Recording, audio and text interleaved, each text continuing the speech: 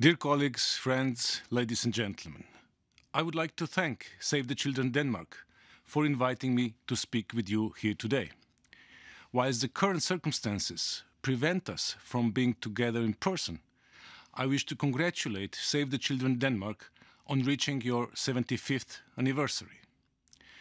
Over the years, you have played a vital role in raising awareness of the challenges faced by children in crisis-affected regions.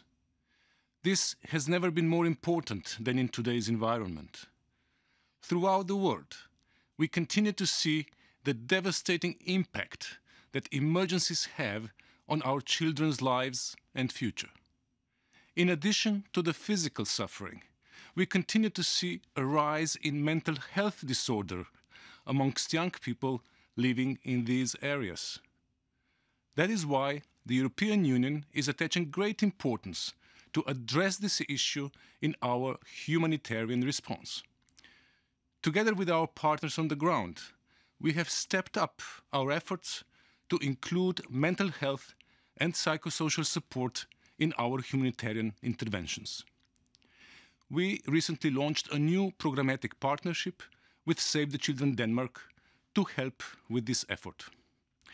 Over a 3-year period, this pilot program will address the mental health needs of over 200,000 children affected by recent emergencies in Burkina Faso, Mali, and Niger.